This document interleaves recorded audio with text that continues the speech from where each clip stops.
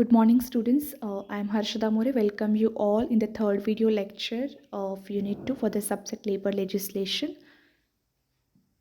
So we have started discussing different acts which are related to compensation and welfare. So in today's class, we'll be discussing the next important act which is related to compensation and welfare. That is Gratuity Act 1972.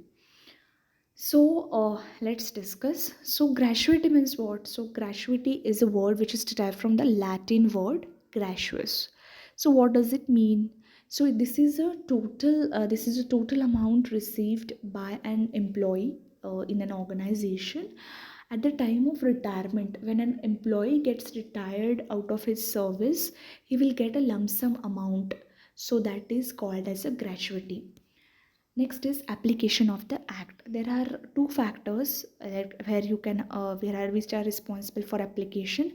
Like first we'll discuss it applies to all the employees who are working at any factory, any mining business, any oil field companies, plantations, railway companies, etc. And this particular factory, or it includes all the industries which comes under the law where 12 or more employees are employed. So secondly the employee, as per section 2 sub clause E, employees, who are the employees means any person who is employed on the basis of wages, on the basis of salary, in any establishments. They might be doing skilled work, unskilled work, manual work, anything. For any work they are doing, they are getting salary wages. So that will consider one part. And secondly, now this particular definition of employees has a huge broad aspects, where a definition says that any person who is doing any kind of a work, that will be called as an employee. Because you can see, even teachers who are teaching to the students are called as employees at the education institutions. So next is, when is gratuity payable? When this gratuity amount needs to be paid? So that will be in the this particular payable time. This payable time is, when at the time of death of the employee. It can be after completion of surveys. It can be due to superannuation. So these are the cases where the employees should get the gratuity. But there is a condition that employee should complete 5 years of his or her service at the organization. Next is continuous service man. What does it mean? Continuous service mean. So what does it mean? So as per section 2 clause A of Payment of Gratuity Act, so it means that employees are not bound to come to organization for all the 365 days. They are getting leaves. They may get a leaves on Sundays. They may fall sick, so they may take leaves. They may take paid leaves. They may take there can be a chances of legal strikes. There can be a chances of any accident at the organization. So employees are allowed to take certain number of leaves due to some emergencies, or it can be official, it can be a formal way of allowing them to take rest. So that is what the employees are not bound to come to organization to whole 365 days. They may take leave. So that particular period will comes under continuous service. Next is, to whom gratuity is payable. To whom we need to pay this gratuity amount? It is to the employee. Suppose the employee at the organization got retired, then that amount will be handed over to that particular employee itself. But in case of death, that particular amount will be given to the his or her nominee. So that nominee can be sometimes a minor as well. Next is determination, application, and notice for payment of gratuity.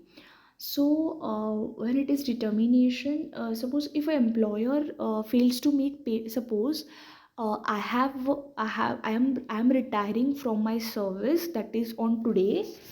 That is 8th July 21. Suppose I'm getting retired on this date, and even after completion of 1 month, my institution haven't paid me any gratuity amount, then I am within the 30 days. Within 30 days, I should get. If they fail to give me gratuity amount, then I should file a case. I can give a application to first I should give an application to employer, and then the remaining aspects will come.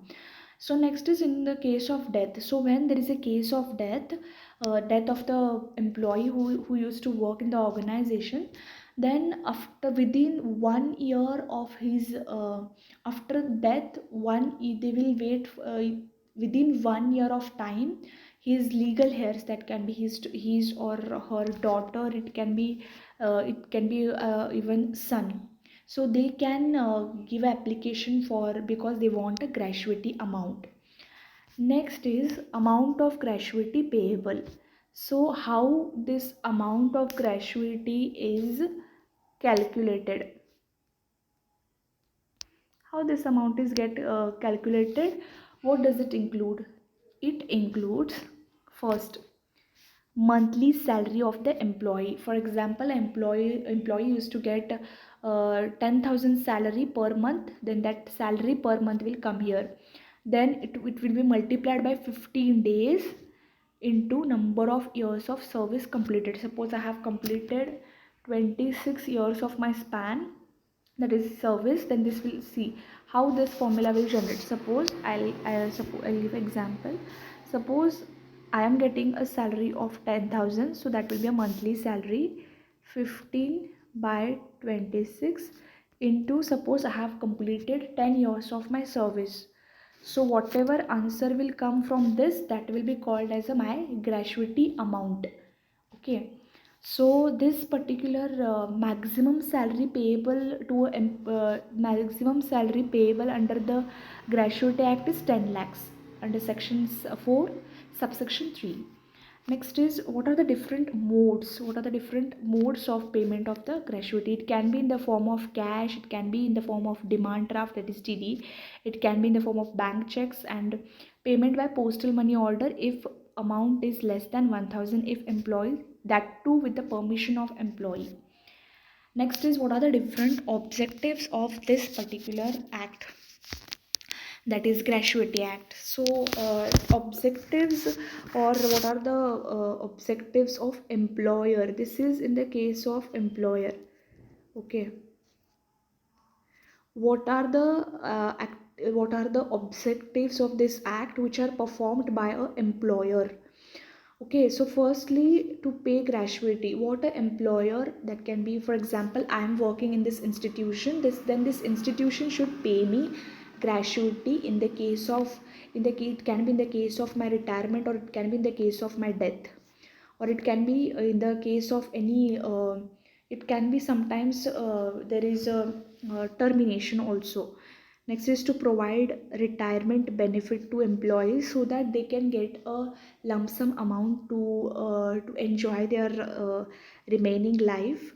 Next is to define different principles of this particular Gratuity Act 1972. And next is to provide machineries. So this act is also focusing on providing the different kinds of machineries which are required at the organization. So this is what we have done uh, with one more act. The name of the act is Payment of Gratuity Act 1972, where we have discussed different aspects of this particular act: introduction, applications, when it is payable, what is continuous service, to whom it is payable, and determination, and how to calculate that particular amount, and what are the objectives of this particular act, that is Gratuity Act 1972. So in unit 2 you have a lot of acts, and you make sure that you are perfect with the silent features of every act. You are well aware about the features, and you are well aware about the importance of the act. so that if the mostly they will ask either feature of any of the act, or they might ask importance of that act, or it can be objectives of that act. So make sure you are understanding these concepts. So we have done one more act today. So in next class I'll be continuing with the next act. So this is all for today's class. Next we'll be continuing the next class. Thank you.